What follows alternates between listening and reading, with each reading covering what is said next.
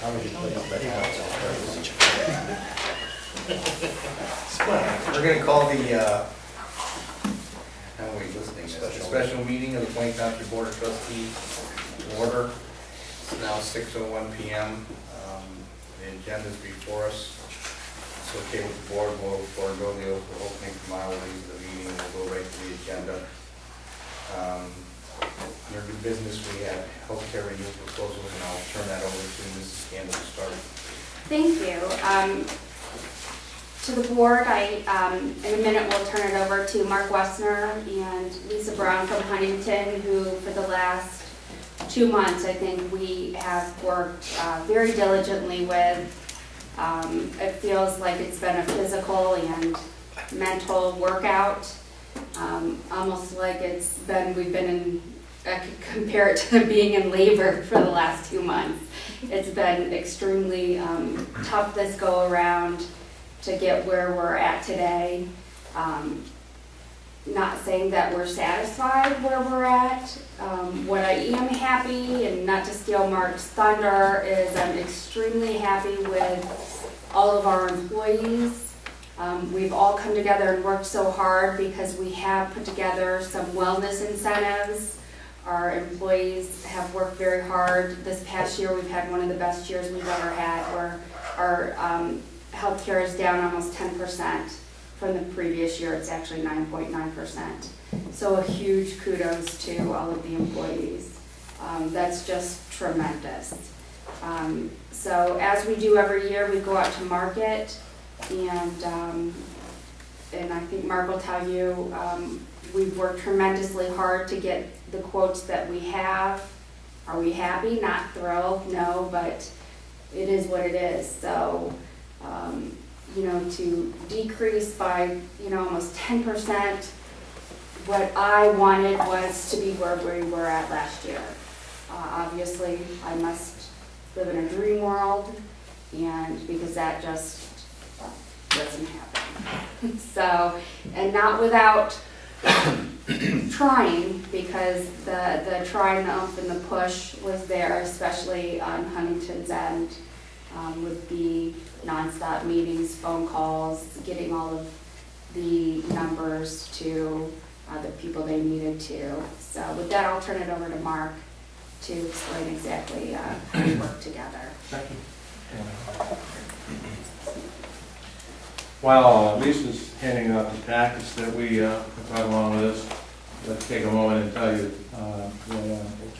how much I'm looking forward to working with you and continuing on in the spirit of wellness, incentives, savings, improving the plan performance, as well as the financials where we're able to. And it's a pleasure to be here this evening, and looking forward to some discussion.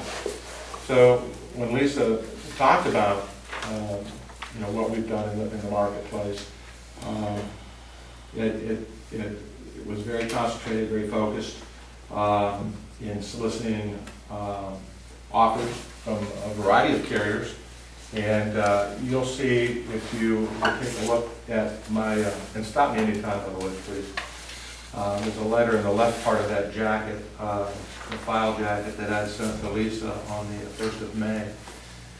And I'm not going to read it all, but the highlights down the second paragraph. The plan is running favorably with respect to overall claims as well as large ongoing claims. And I go on to say that the average claims per employee per month is down by 9.9%, well below the all-care average. In the current contract period, there's only one claimant that exceeded 50% of a specific stop-loss deductible, compared to 4 in the previous year. Hospital admissions, average length of stay, and overall days are down significantly. There are currently no known pending large claimants. And one area of note is that the pharmacy spend is up approximately 19%. We're going to talk a little bit more about that here in just a little bit. That's one area that where the focus is on developing new drugs. I know that you've read all about that in the papers over the last several years, seen it on television and so forth. Especially when we're talking about specialty medications for diseases such as hepatitis C or MS. rheumatoid arthritis, and those specialty drugs, there's a lot of focus on those, and those trend levels are much higher. So that kind of drives the cost on that front. The plan is running well, and we're hopeful that the favorable trend will continue in the upcoming year. And helping to continue that will be wellness programs, incentives that you've already started, and maybe some ideas on some new things to come. So All Care, which is whom is the incumbent carriers, offered a more attractive renewal, and what I was alluding to there, they have asked for a 12% increase in the specific stop loss. And the specific stop loss is the $35,000 deductible piece of your plan that you're probably all familiar with. So that's a claim per individual per year. That is obviously the responsibility of the plan. And the premium is, the 12% was reduced to 6%. After our meeting, I was negotiating, I was writing, I was doing a variety of different things to impact that and reduce it. And we'll talk a little bit more about that in that too. There was a 4.9% increase in administrative fees, and we also are seeing a reduction in the aggregate factors, 12% versus current. And I'll just take a moment and talk about that if I may. The aggregate, when you see in the spreadsheets here, the aggregate is what protects the plan against frequency. So if you have a specific deductible of $35,000, that protects the plan against severity. You know, a large, $200,000, $300,000, $400,000 claim or higher, you pay the first $35,000. So any claim between 0 and $35,000 will flow towards the aggregate, which is an umbrella that protects us against a lot of claims frequency. Okay? So when I talked about in this letter about your claims being down, 9%, we also look at prior year, and you ran memory is about 52% of your aggregate attachment point. So if your aggregate attachment point was 800,000, just say, you ran at about a little bit over 400. Which means you're obviously a long ways away from that. The aggregate attachment point, I don't want to get into a lot of jargon and so forth, it is where your plan puts essentially paying claims on the frequency. All those claims that add up to 800,000 after that, the carrier reimburses the plan. Okay? It ran about the same this year, or that's what I'm projecting it to end up at, about a little over 400. So that said, armed with that information, I went back to All Care and said, my calculations and what I see and what I think I'm getting from the market is that aggregate attachment, that total liability should be reduced. And they concurred. That did reduce 12%. So we have had a positive impact on the overall renewal, and we'll get into that in just a moment. But before I go to that portion of this, the market response to our request for proposals has not been real favorable. I'll show you here in a minute all the carriers that we went out to and what we did. Not bad, but people are covering us up with proposals. So we requested proposals or quotes from 6 carriers, both insurance companies and third-party administrators. And the third-party administrator would be like All Care, for example. It would be like the carrier or the TPA that you had in years gone by, which is benefit services or mutual health services today. So we went to TPAs, we went to carriers, and at the time I wrote this letter, we had 2 offers. We had 3 declines, 2 pending. And of the 2 responses, Mutual Health Services is offering a competitive overall package for our consideration. So Mutual Health Services, I'm not going to finish this letter because it's in another document here, but Huntington Insurance, one of the things that we would like to talk about tonight and recommend that you consider is including drug coverage under your specific deductible. Today it's medical. The aggregate has medical, and drug. Okay? So the reason that we're throwing this out, at least for consideration, is because if you have a person that's into a large claim, treatment for some of the diseases that I mentioned earlier, and they're taking very expensive drugs, those drugs would be covered under the specific deductible. So instead of only satisfying the deductible with the medical, those prescription drugs would also roll up into that and satisfy that sooner, and you're being reimbursed for those claims much sooner. So that's an area that I think that we can mitigate risk by looking into that. Okay? Questions so far? My, So sorry, So, go ahead. I mean, in framing that, I mean, bundling that together, what would that potentially do to help offset, say, that 19% increase in pharmacy? Great question. Great question. Your pharmacy utilization would continue the way it is because, I mean, you have a good plan, it's a copay plan, and we want people clearly to utilize to get the drugs that they need. But, so those plans, those would still be incurred, but if you have large claimants, or a lot of claims, today would be, they would roll up under that aggregate umbrella that I talked about. Tomorrow, if you decide to move to including that drug coverage under the specific, the $35,000 deductible, where today it's only medical, they would roll up there as well, okay?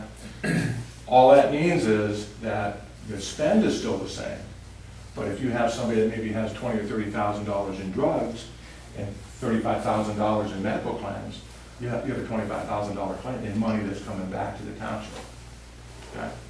So we're just a little bit more insurance. And the cost of that is about 6% increase in the stop loss premiums. That would be, I've seen it from anywhere from 3 to 10. Alt Care is asking for 6, maybe a little less. If you decide that you want to pursue that, I'll certainly do that. Okay.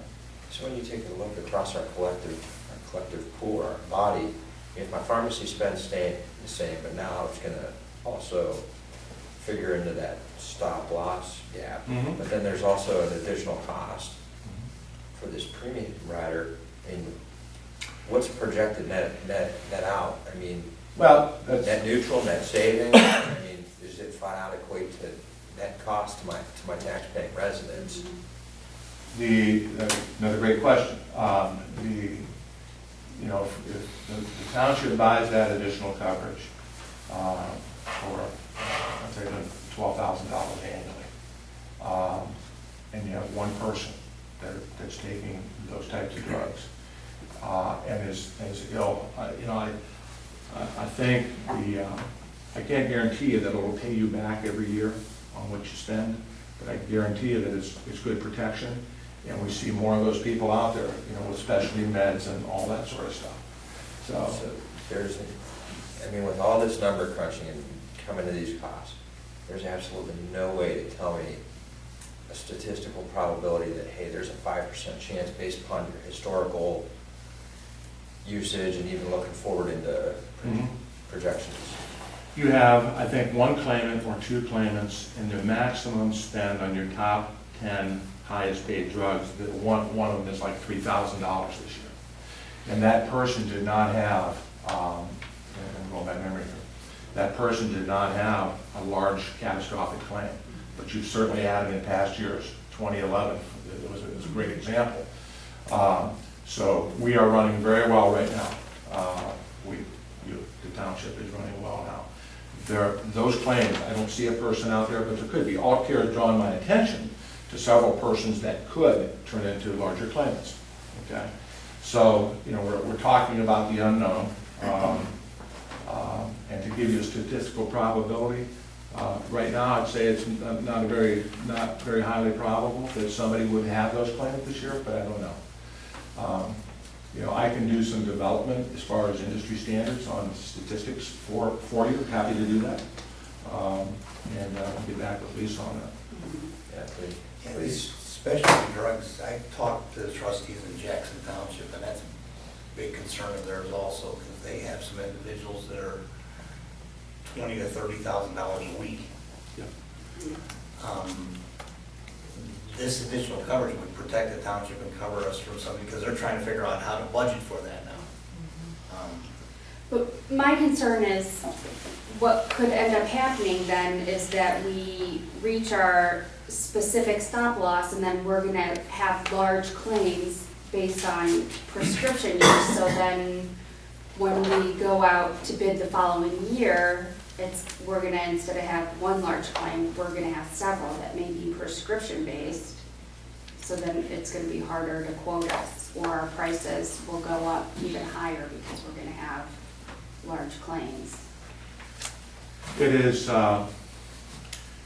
not, first off, it's not uncommon for this coverage to be included in stop loss. Also, I mean, carriers are quoting this, and they're used to saying it, and you may, absolutely, they're gonna see that the plan was reimbursed $30,000 where maybe you hadn't been before. So the decision is, would the township want to just self-fund those and have no opportunity for reimbursement, or would you rather have insurance coverage on those claims? Right now, I will also say that the stop-loss market overall is fairly soft, more of a buyer's market.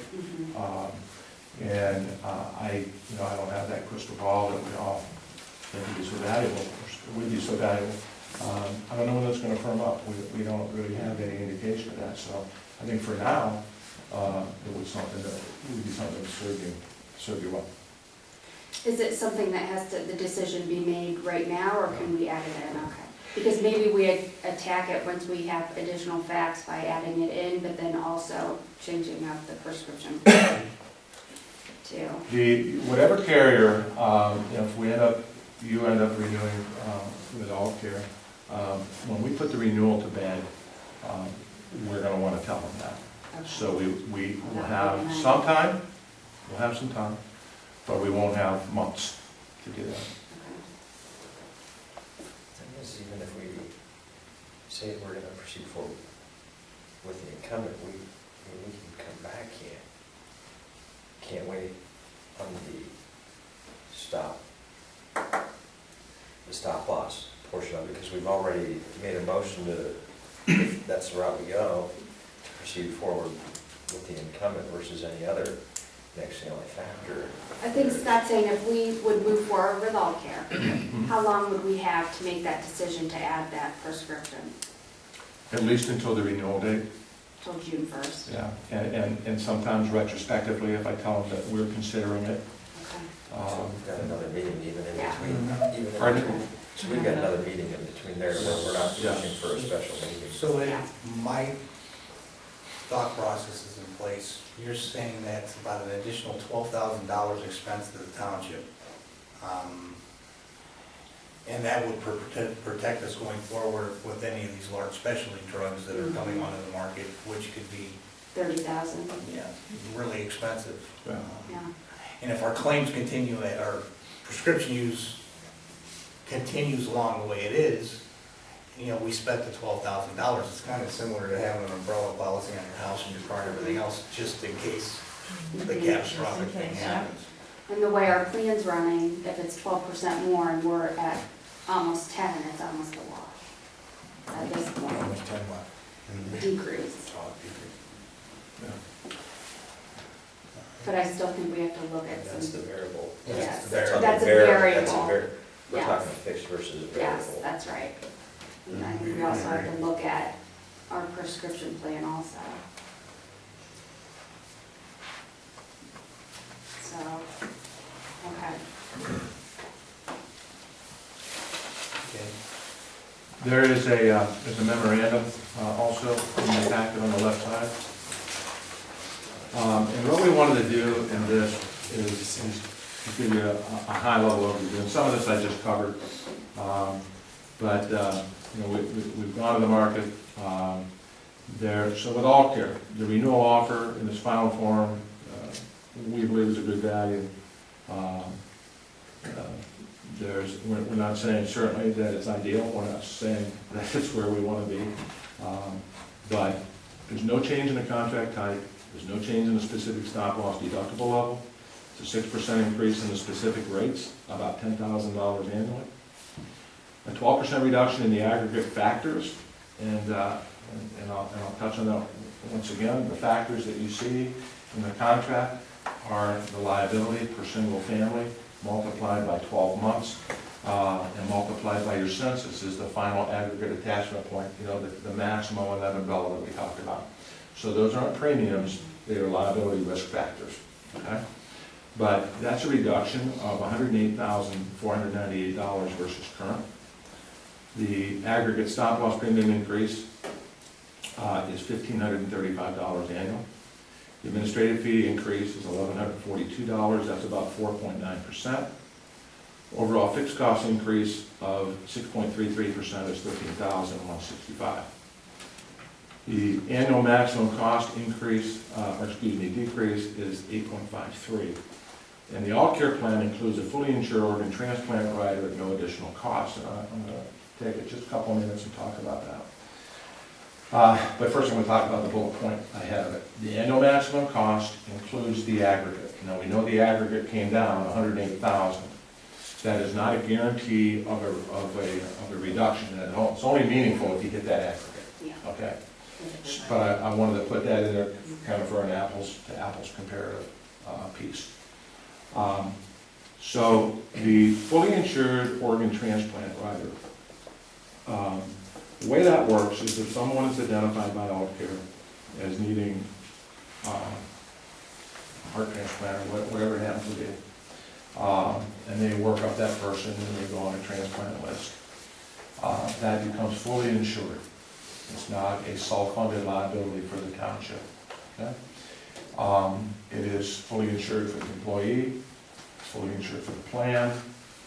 It takes care of testing, harvesting of organs, taking care of the donor, all the things that are attendant to that, and for a year. It also, most of these plans will typically cover a second transplant if that happens. But what it does, there's a lot of good things, but another function of it is as we're moving through the year, let's say we're 6 months into our renewal period, or policy period, and this person comes up that needs a transplant. And they're on the transplant list, and we all know that sometimes it takes a long time to get an organ. Now we go through the renewal, and that person is identified as a very large potential claimant. There can be a laser on that. And I'm thinking we're familiar with lasers, but that's happened in the past. It's additional liability to the township, and so forth and so on. So I believe that about 40% of all lasers are triggered by potential transplant. So I think that's valuable. That's included in the all-care contract. So then, if we may, any questions on that? We'll move down to mutual health services and HCC Life. And mutual health services is the TPA that the township was with before. I believe it was 2011 and 2012. They were benefit services at the time, or may have been benefit services at the time. In 2007, Medical Mutual purchased this TPA. And the TPA runs not as a medical mutual, but as a third-party administrator with autonomy and all the things attendant to a TPA. It's a local presence. They're located in Copley. They were the previous carrier for the township, and in 6-1-13. Got an excellent network, excellent discounts, and the network you may recognize or may have been in it before is SuperMed Plus. Overall, they're very competitive, but they are $20,000 higher in fixed costs than the revised renewal offer. And that is because, or at least in a great part, because we had to include or wanted to include a organ transplant rider to make it a comparative equal, okay? Which we have done and which I'll show you on the spreadsheet here. They have an aggressive attachment point. The stop-loss care on this quote is not Medical Mutual, it's HCC Life. And they are the third largest stop-loss writer in the United States. They write about $900 million a year in premium. So they're very solid. And HCC determined that the aggregate attachment point, they would like to be aggressive on it. And they're projecting their claims at about, I think, $599,000. And the aggregate attachment is $748,000, which is aggressive, but again, does not mean that it's a value to you unless you get it. Okay? But they are aggressive, and I appreciate that, and that they came to the table pretty strong. So Mutual Health Services, though, is waiving their first month's administrative fee, because I essentially said we'd like for you to come in as sharp as you can be, and even though you're higher, I still, you are higher, so I need a little help here. So they're waiving their first year setup fee of $3,500 and a renewal fee of $2,200. So this also includes an organ transplant rider, and I mentioned HCC Life, and the other factor here is they bring excellent reporting, data analytics, and plan modeling capabilities to the program, which is it gives us the ability to say we are thinking about changing our plan. And we would like to do this with our deductible, this with our co-insurance, this with our drug, and maybe this over here. And they can take real-time claims, plug that in, and say, this is what the change would be. So that's very valuable, obviously, when you want to modify a plan. It's very valuable when you're running a wellness plan and wanting to figure out how we would impact the cost of our claims. So that is it for the first page. Second page, I talked again a little bit about drug trends and prescription drug coverage in the specific. And now, if there are no questions, we can look at the aggregate, at the spreadsheet, which is on the first page on the right side.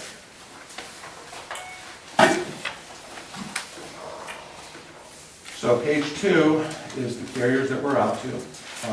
Anthem, Cigna, HealthSmart, and the declines are because they didn't feel they could be competitive. We have a fully insured quote in from Anthem. We're still waiting on their administrative services only, or self-funded, if you will. Mutual Health Services quoted, Brownstone quoted, the health plan is still pending, and United Healthcare quoted through their TPA, which is United Medical Resources. Now, in this, Mutual Health Services has also gone out to their markets, stop-loss carriers, to 7 or 8 of their carriers. So, there's a broad spectrum of different risk-bearing entities quoting on this or involved in it. Page 3 is essentially, if your plan of benefits, just as a basis of comparison, there's nothing has changed. And page 4 is pretty busy, so we can take a look at this. Now, this is exactly what I just explained to you in those 2 cover documents, because it gets pretty busy. But column 1 is current plan, and if we read from top to bottom, it shows the deductible. It's a 12-15 contract. The contract coverage is $12.15 for the aggregate for medical and drug. You'll see above that it shows medical only for the specific. It shows the current specific stop-loss premiums and then the annual premium, and moves down to organ transplant. You'll see there's no coverage or no cost there. There certainly is coverage. The aggregate stop-loss premiums, and it's annualized at $10,077, and then it's the administrative fee, and we move down a little bit further to annual $23,158. Total annual fixed cost with the yellow line of $211,459. And then maximum claims, $556.82 and $1280.70. Those are the factors that I was talking about before. And they're annualized at an aggregate attachment point of $904,000. So when you go all the way to the bottom, annual projected cost of $934,708, and that is based on the current factors, the current stop-loss premiums, admin fees and so forth, and the current census, just so that we have a baseline. The next column is number 2, and that was the original renewal offer that we had. And the next column to the right is column 2 again, negotiated renewal. And you'll see that the stop loss premium reduced, annual premium from $199,000 to $188,000. And that the aggregate stop loss is, that the organ transplant is included. And then we move on down the line, and you'll see the annual premium increase to $24,000 for the administration. Total annual fixed cost, that's an increase of about 6.3%. And then moving down further, you'll see that the aggregate reduced from $885,000 to $795,000. And that's where I came up with a number of an 8.53% overall maximum reduction.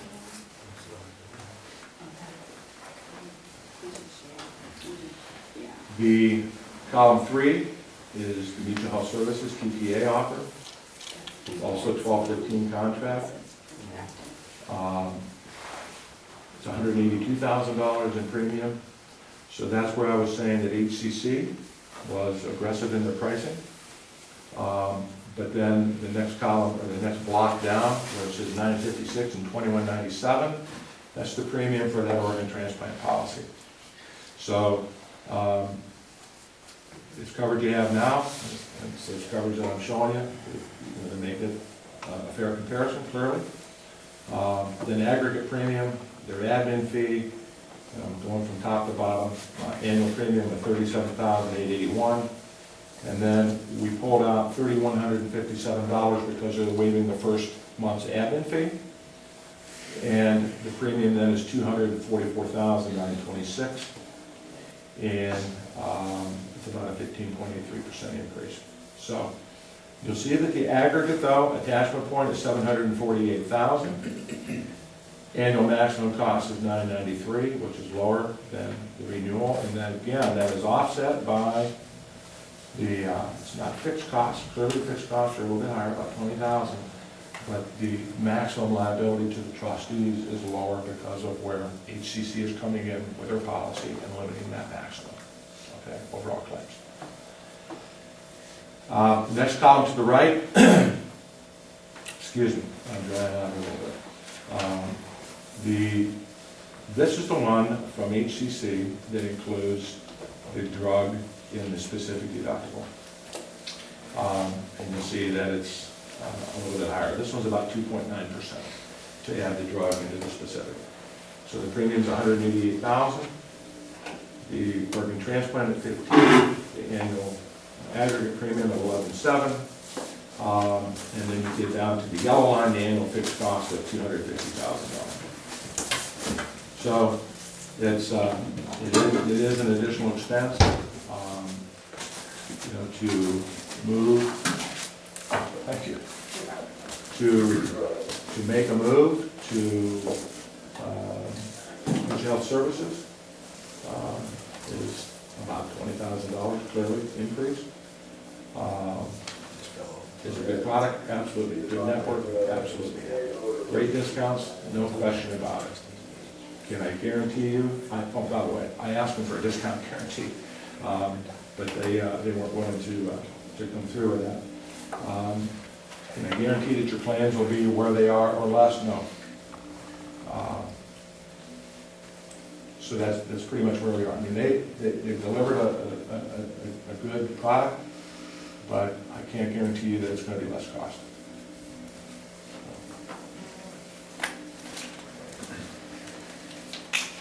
Questions and looking down through all the sheets. Right now, our plan shows the fee for emergency room and urgent care sites as being the same. Why don't we look at changing that to drive behavior through the urgent care sites and let it's truly mandatory for the emergency room? Because I mean, if you're covering both at 100%, the lower cost channel is the urgent care sites. Ultimately, it behooves everybody, whether it's our employees, it's the township, the taxpayers, whoever. We've got to drive that you gotta drive that behavior. And when they're going to urgent care, should they actually instead, should they be seeing their primary care physician?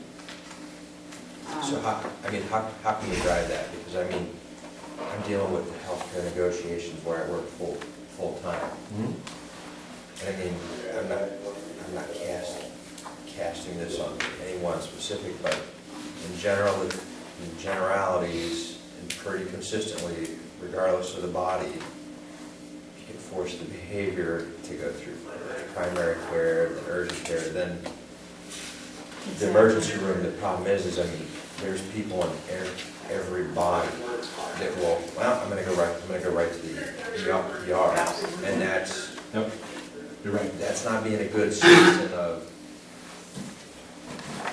the insurance dollars here. So what can we do to? Yeah, and you're absolutely right, what you said earlier about driving behavior, and the way you drive behavior most effectively and most quickly is financial incentive.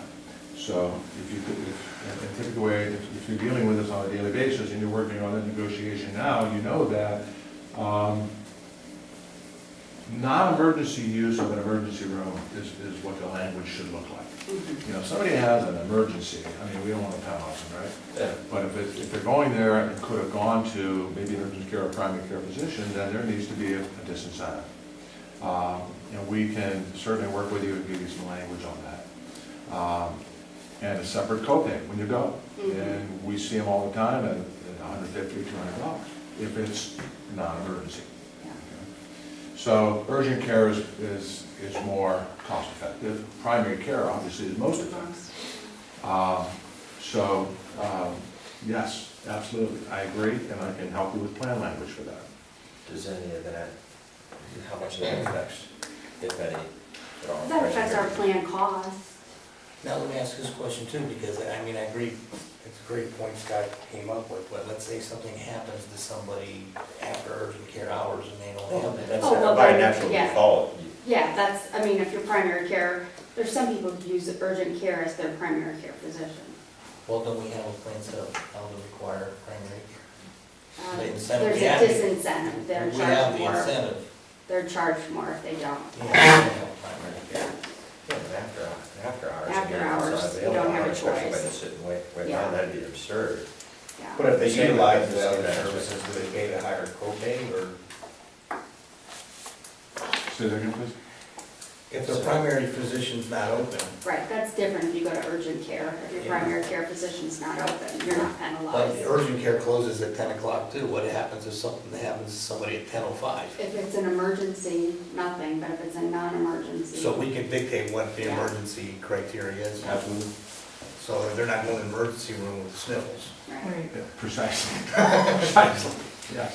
I think the only question I have, and help me out here, we, the township employees, have a lot of them made a huge change in their lives to better themselves with this plan. The hospitals, these hospitals that are doing it, alt care, they're telling our employees to change their lifestyles to maybe lessen the cost, and it's helped our taxpayers. But now, what incentive is it to our employees who've done all of this for them to say, you know what, there's an increase after we had a decrease? Why do I need to continue my lifestyle change when you're showing us that this is raised? You know, and what is it showing to our taxpayers? That we've done all of this to reduce for them, for themselves, but yet there's an increase. What is the incentive? I'm missing, what's the incentive? There's two fronts to this. One, healthcare costs are always increasing, so this is going to be a continuous improvement. If we as elected leaders, any of our staff in any of the departments think there's not going to be continuous change. Yeah, because That- if they go that- back into the that's right absurd. their costs are gonna go up And even then- more. What is it showing our employees of all the hard work that they've done? There's an increase. Well, what happens? Only if they opt to forego what their other choices are. If I could have went to a primary care physician, Oh, or no, I I could think have went to. what Al's saying is, we had a year where we had almost a 10% increase, or decrease. And when we have a good year, like this, then we're told, well, we're going with the trend. So initially, it was a 12% increase. When we have a bad year, and we had 4 people meet that aggregate specific, we get an increase, and they say, well, it's because you had a bad year. It's never, we're following the trend, that's why we're giving you an increase. So I guess what's upsetting to me is, we had a great year, so look at us as an individual group and not the 6% increase. And why offer a 12% increase when we immediately go back and then you drop it to 6? That's almost a slap in the face. That's what I said, and that's, yeah, that's what I meant. Pretty close, so what you know, but still, you guys work so hard for all of this, and I think all the employees have worked hard. All of them. I'm not saying nobody I know a hasn't. lot of my employees have, and, We've seen it through the plain fit, through. Yes. I mean, the they way we- haven't come to me and say, I might as well go to urgent care or the emergency room instead of paying the deductible. Am I making sense? Yeah. I mean, I I think we all know there'll be an increase, but the 6% was, Right, that's just- Why should I pay, you know? I guess the, My question makes I guess sense. to interject in it, as far as this goes, if they didn't have a good year and the health costs didn't come down and we went out to market, would we be seeing a big difference in the quotes that we're getting back? So, Yeah, and maybe I'll take I had a nice drink of water here, so I'll take a minute and talk a little bit about the market. So, actually, real first dollar healthcare trend is probably in the neighborhood of 6%, 7%. Stop loss carriers, underwriters, like to call it out at about 12, 10 to 12. And we use different terminology such as leveraging trend, which I won't go into all that kind of stuff, but there are carriers out there and stop loss vendors, depending on their book of business. It's a big pool of business. I talked about HCC with $900 million in business, and all the other ones out there that they'll look and see how their book of business is running, and you know, you pay for your mistakes later, or you obviously. So if their book of business is running well, then their trend, to them, their trend, it looks pretty good, regardless of market trend. If it's not running so well, and they were too aggressive years gone by, then it doesn't look so good. So most carriers will start off at stop loss and start talking about 12%. In the days gone by, back when I first started doing this, it was a casualty product. The stop loss that we're dealing with today was a casualty product, which meant it was all pooled. Okay? So the stop loss carrier would come to us and say, here's your increase based on our pool, or it's 6%, or whatever that number was. And then over the last maybe 15 years or 10 years, it became just what Lisa said. If you're running really well, okay, I'm going to give you a trend increase. If you're running and you go, well, gee whiz, I want a flat, you're not running really well. No, it's trend. But if you're running really bad, then you're merit rated. You're based on your experience. So it's like having it both ways. correct. And that's what you pay me to deal with on your behalf, to negotiate, to work with a carrier and develop my best rate, and then talk over here to this carrier and say, hey, look. And that's part of what went on here, as far as that aggregate, saying, you know, I've got people in the market that are willing to do this aggregate at this price.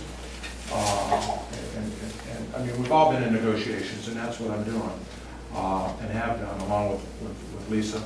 And we all, when we had that meeting and they said 12%, I mean, we knew that just, Yeah. it was unacceptable. Yeah. So, and one of the things that every carrier will ask for is, well, show me what you have from the market. And I haven't done that because I don't know everything back. You know, what I'm negotiating on is you know, good faith, long-standing client, good trend, what you've done in the past, and you know, that's where I'm at right now. I don't have anything that'll really beat, you know, the regional. So, The thing is, at the end of the day, I mean, not just looking at this single perspective. If we want to look at the plan as a whole, our maxed out pockets, our deductibles, what we ask to have paid as a percentage of premium are significantly lower then governmental peer group within the township, take that peer group a little further at the state level. I'm not even comparing us to private industry, I'm just talking peer groups. So to ask somebody to be a little more cognizant instead of just dropping and screaming fire and going to the emergency room, to use good, prudent judgment of primary care physician, urgent care. I mean, that's barely a blip on the radar when you're asking somebody to change behavior in exchange for really what we provide. I mean, is part of the total financial package. But yet if it can have a total net effect that's positive for the well-being of our body, our taxpayers, the whole 9 yards, I think it's a prudent thing to do. I mean, last time I checked, I mean, the singles were still around 6.9%, the premium families still around 4.9%, so we got that inequity or imbalance there when honestly, every township employee ought to be paying the same percentage. Translate that into dollar amount on an annual basis for the sake of the fiscal office, but I argued this before. Essentially, with the singles paying a higher percentage of premium than a family, the singles continue to offset or subsidize the family. And is that fair? No, because we're all, everybody's putting in the same type of work. So why should, somebody that's single in our employment group subsidize that of someone who has 5 people? That's got 5 people, to where they're actually going to, that group of 5 people is going to end up by having more claims, more usage, and so forth. So again, tying this back into the bigger picture, trying to change behavior through literally barely a blip on the radar of being prudent in those channels that you go through. Again, you're not telling somebody they can't continue. No, that not at all. behavior, they're just going to But cost them. there's a correlated cost, because I mean, you take a look at, back out of pocket, what was 900, like 1,100, I think. Yeah, single/family deductible networks 500 versus 1,000. Out of pocket match for in networks 1,100, 2,500. Then those pretty well double when you look at the out of network. In fact, non-network goes all the further on the out of pocket. I think it's we need to be serious about not just this renewal, but making some of those tweaks. I'd be interested in seeing some of that language. Yeah. Well, let And me, seeing what the net result would be too. We can do some plan modeling. Because I'll tell you, in my opinion right now, I think keeping with our existing provider is of my strongest interest, for the fact that when I look at fixed costs versus the variable cost, variable is something we can't control, and neither can our members. If somebody ends up hurt, sick, they don't plan for that, or else that would become fixed cost. So based upon the fixed cost portion, and even saying, hey, let's add in the prescription into that, our costs are still more beneficial on the off care side of things. And I'm sure I can probably speak for some of the employees in here, but the bouncing back and forth every 2 or 3 years, it's like all of a sudden you find a physician, your wife, your kids, yourself, so you're comfortable with it, and then it's like, oh crap. Find another doctor. Well, granted, we're doing what we feel is most financially responsible for our taxpayers and the financial solvency of what funds we're entrusted with.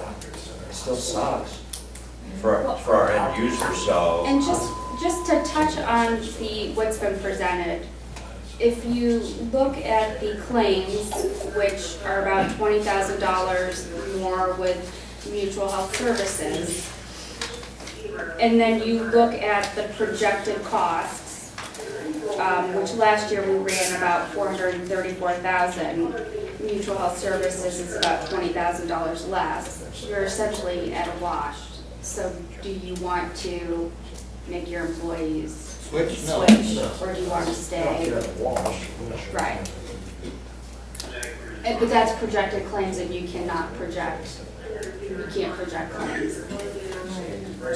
Even when you look at just strictly the fixed costs, you add on that 6%, which is about 11 or 12 grand. If I add that just right to the bottom of the annual fixed cost, I mean, let's put that at 236 on 12 to 20, $27,000, still to the Yeah. betterment by staying with Yeah. Yeah. where we're at. Yes. Yeah. So then the question becomes, do you want to add the prescriptions? Well, I would like to see some more information on that, because We have See how it nets out. that's, yeah, and that's out, but I want to see in the advent that we have 2 or 3 of those claims with those specialty drugs, how that's going to affect us and what that cost saving or the reimbursements are going to be. Yeah.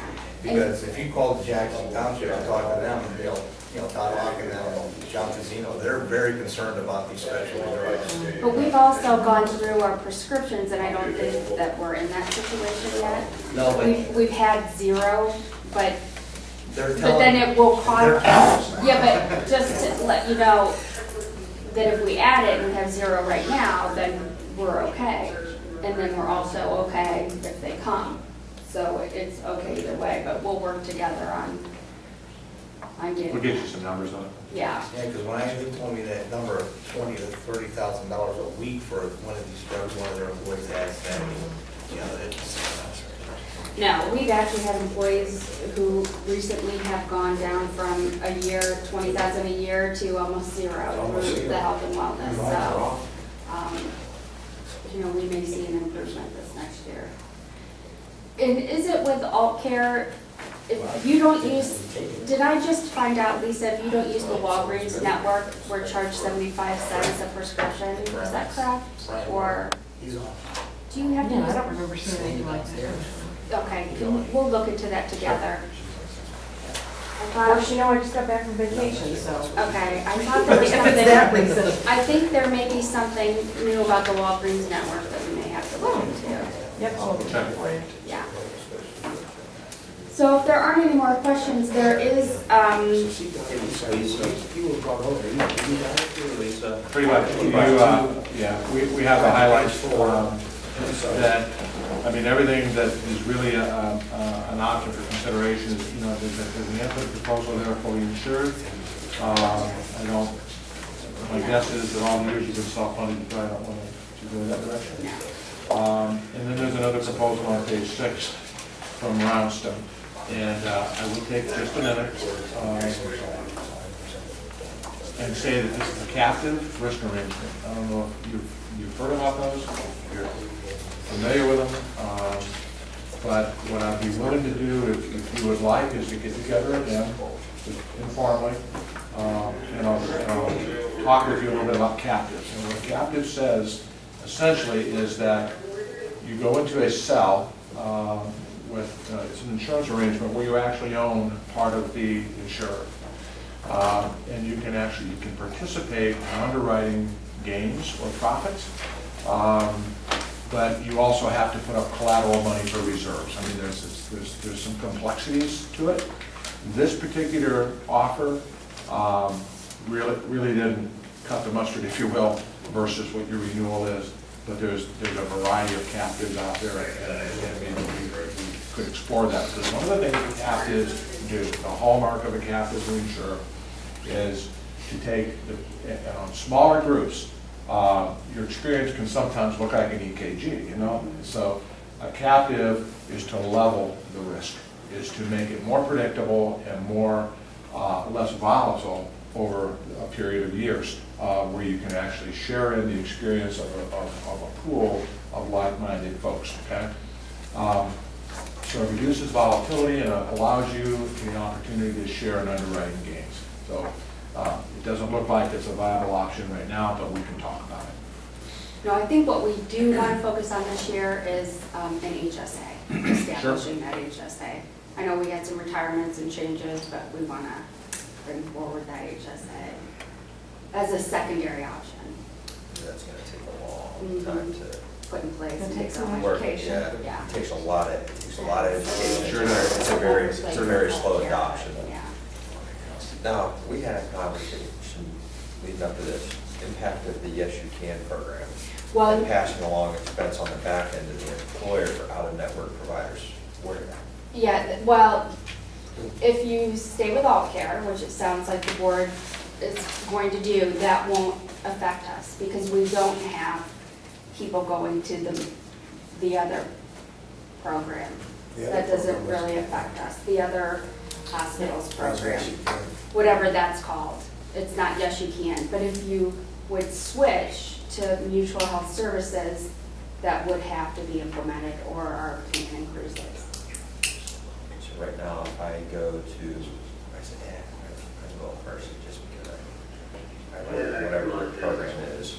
Instead We of haven't me, had instead that of happen. me paying what I should is an out-of-network, We instead can- it's getting passed Yeah. right back around to the board, and the taxpayers. We actually talked about adding that language into the plan.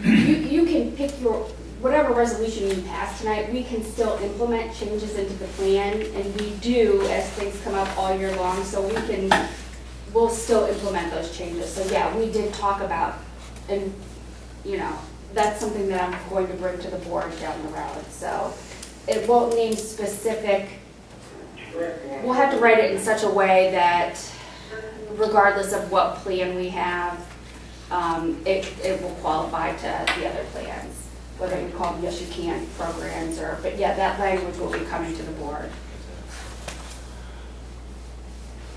Because it does cost the board more money. So yes, there was some of this information, Please. and with all this information, and the fact that we have one more meeting, why is it that we have to Because make a if motion tonight? If you make a change, we have to have at least this much notice for union contracts. How much? At least this much notice from tonight.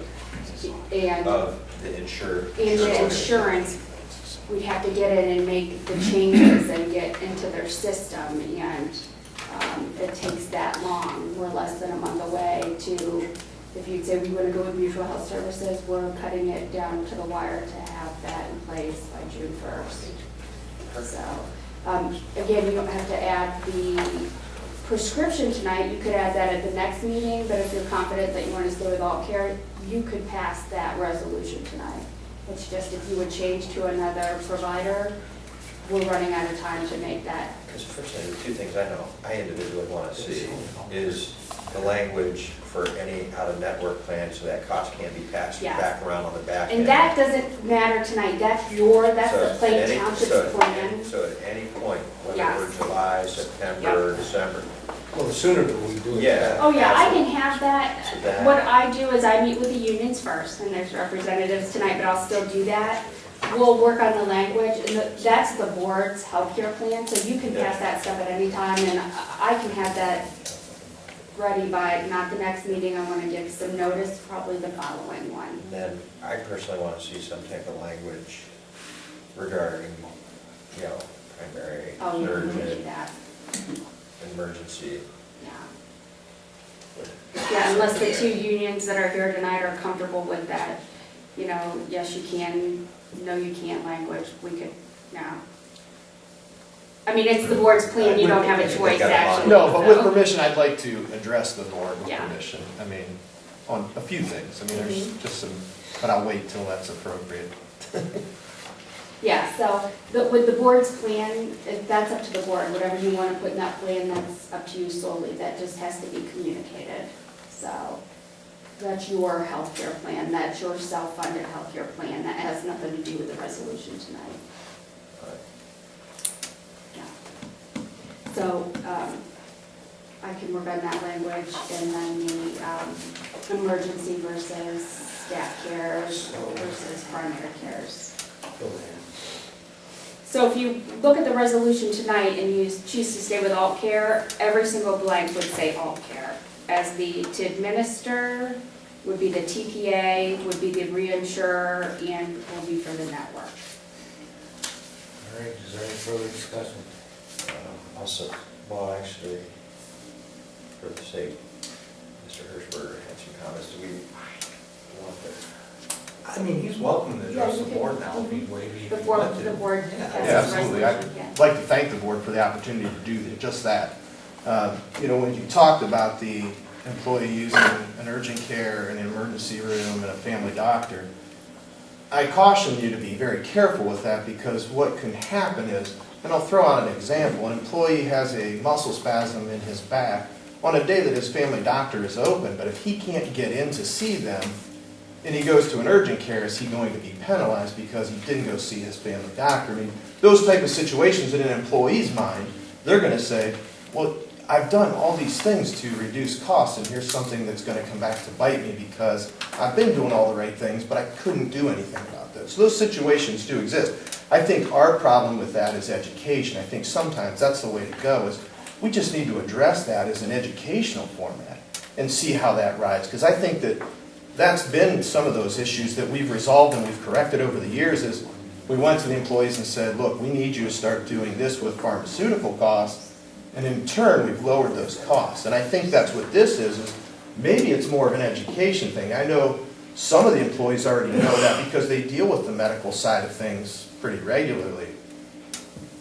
Other employees may not know that. You know, they may not realize by not going to an urgent care and going to an emergency room, it's actually costing you as the board more money. And I think we just need to educate the employees to start, to see if that does change that trend, because I think it will. I really think that will self-correct a lot of that. You know, and that goes back to my previous comments of we really need to work towards a committee for healthcare, where we're not putting the load on the board of trustees or the administrator. Put it back on some of the union members and some of the other department heads and say, hey, look, this is how you're going to educate your people. You know, we're going to give you that responsibility and force that education process along. I think that would go a lot further within all of the groups of Plain Township. I mean, I know from our side, the fire side, we account for a larger portion of all the total employees in Plain Township. If you put that back on us, we're now responsible to educate those guys to say this is what we want them to do. So that was kind of my big thing. I don't know. I know that works in Jackson Township, for an example. I know they have a healthcare committee over there, and it's comprised of a lot of various players, and it's really helped them. Now, they've struggled a little, like you said, you know, with that prescription especially. They've really had some encountered tough things. And the only thing I have to say about that prescription coverage that they suggested is we don't have the ability to see if somebody ends up with cancer this year, but if they do, those medications are hugely, hugely costly. This is going to help that. It's an insurance program that's just guaranteeing that, God forbid, somebody has that big cancer, rheumatoid arthritis type of thing, it's going to protect the board. So those are really my only big focuses. I think we could probably streamline a lot of stuff with proper education, a healthcare committee, and really maybe even thinking about that prescription coverage. I know it's 12 grand, and that's a lot of money, but it could potentially save the taxpayers 100 grand if we have two people that hit that magic number. You know? That's where we're asking for the modeling, so this just isn't hypothesizing it here, it's basing it off of statistical data based upon what they're seeing, trends the whole 9 yards. I mean, it feels good to say kumbaya that it could be like that, but I want some statistical evidence to help back it up personally. I mean, it's easier to justify. And then one more thing. I know that if we stay with Alt Care, I know there's a similar type of Yes You Can program with the Mercy Health System where you can go there. I guess I, as a employee, am very uneducated about where that back-end cost comes back into the township, because I spoke to somebody today from Yes You Can, and she assured me there's no back-end costs that come back into the employer. So I guess for me, and she actually went to the distance of saying like they would prefer somebody to talk with them so they can explain that, but they're assuring me that they're not giving you any of the back-end costs. And I think that's the employee's problem, again, with education, is we are being told from these programs there's no back-end costs. The only thing that they're doing is writing off those magic numbers. So an employee sees that as no big deal. We're not costing you anything because we're being told. Cost to you guys as, Yeah, if there's it was cost in to network, us. it does come back. Cost to the The plan. businesses don't just write it off, it's, Yeah, okay. there's cost to the plan, it's not cost to the employee.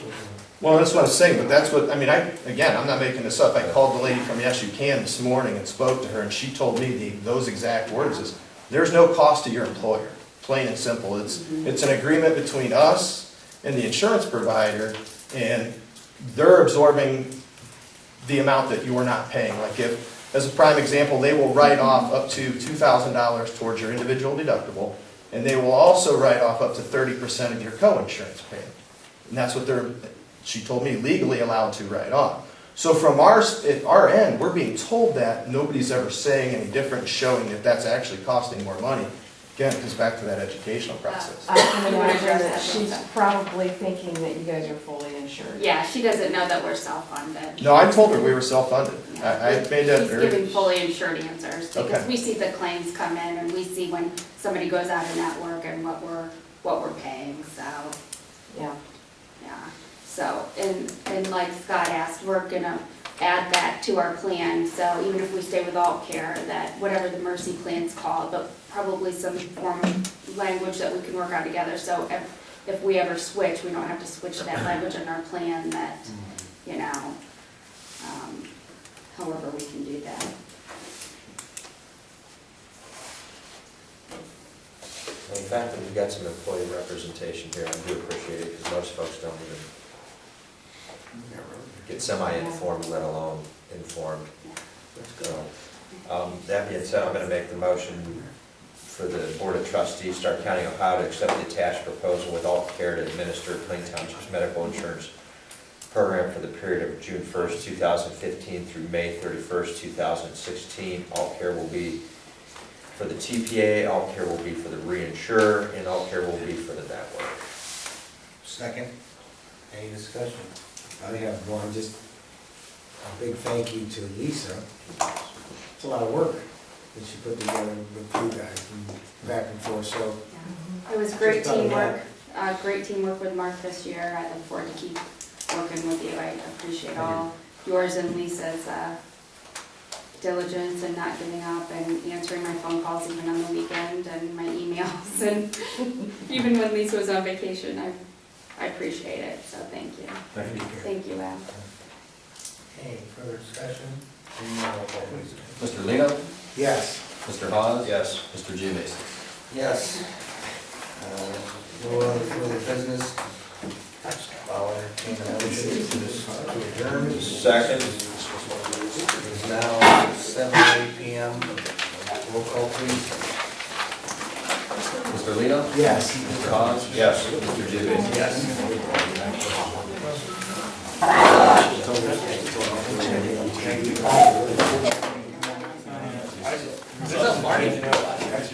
What's going on?